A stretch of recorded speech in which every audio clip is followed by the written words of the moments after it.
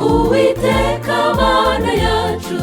haleluya, ni wowe wera isumba byose Mana nyiribihe, uri rukundo, ni wowe murinzi wabanye n'ubwoko bwawe, haleluya, Mana shimwa.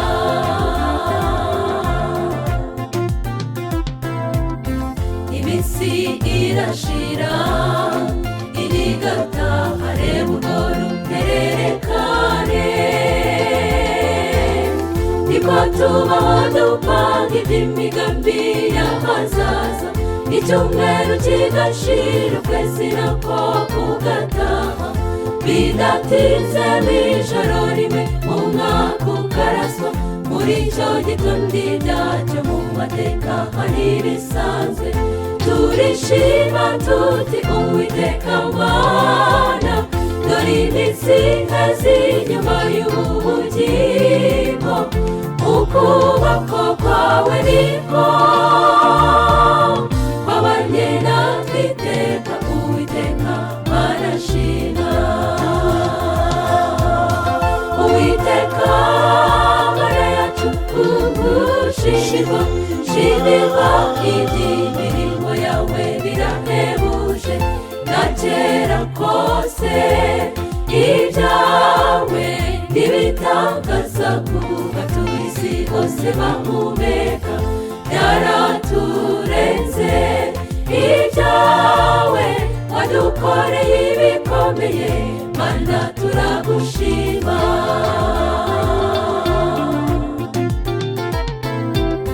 Ni koko uko tukuzi Mana uri rukundo, wowe ujibambe byinshi, impuhwe n'ubuntu byawe Mana ntibijya bigerwa, iby'imirimo yawe byigaragaza ku isi hose, natwe ubwacu turabihamya dushize amanga, Ebenezeri wakomeje kuba mwiza kuri twe, amafaranga yacu uko angana kose, ibyo dutunze mu nzu ndetse no ku misozi,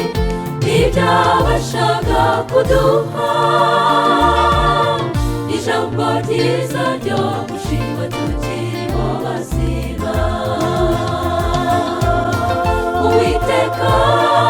Mana yacu, ugushimwa, shimirwa iby'imirimo yawe birahebuje, na kera kose ibyawe ntibitangaza, kuba turi isi hose bahumeka, byaraturenze ibyawe wadukoreye ibikomeye,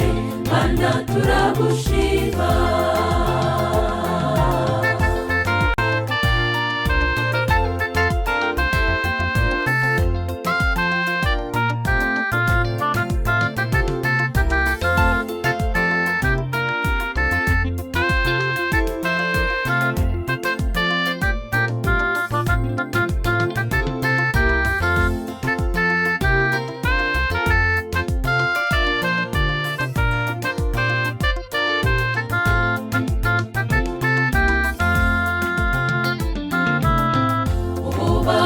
Dufite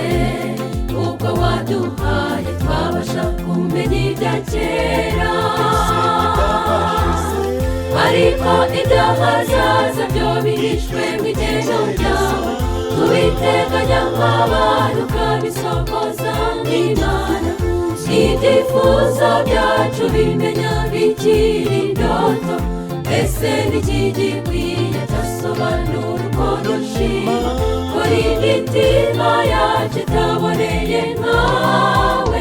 birashoboka twagucumuyeho Mana, urukundo rwaturinze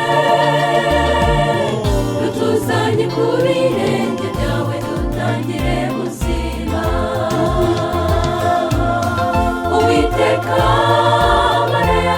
ugushimirwa shimirwa iby'imirimo yawe birahebuje